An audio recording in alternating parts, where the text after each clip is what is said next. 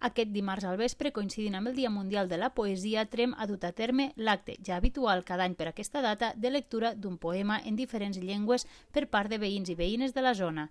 I en aquesta ocasió s'ha comptat també amb una actuació musical per part d'un alumne de l'Escola Municipal de Música.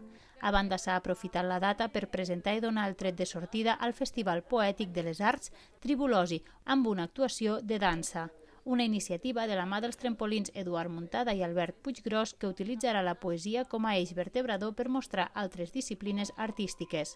I avui, amb la companyia La Fonte i el seu espectacle, hem volgut donar també el tret de sortida a aquest festival. Tribulosi quedarà concentrat bàsicament les seves activitats al mes de juny, però farem durant el mes d'abril o del maig, o fins i tot la cloenda que s'estirarà fins al mes de juliol, tot d'activitats que aniran repartides. Pot ser el municipi de Tremp, però també estem treballant per poder portar el festival a d'altres municipis de la comarca del Pallars Jussà. Hem volgut aquesta primera edició del Festival Tribulosi donar rellevància i donar a conèixer l'obra de la Concepció Maluquer, que és filla de Salàs, no?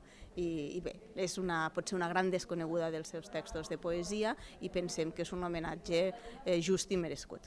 El festival es concentrarà a la ciutat de Tremp de l'1 al 4 de juny de 2023, però abans de les dates principals ja anirà oferint propostes.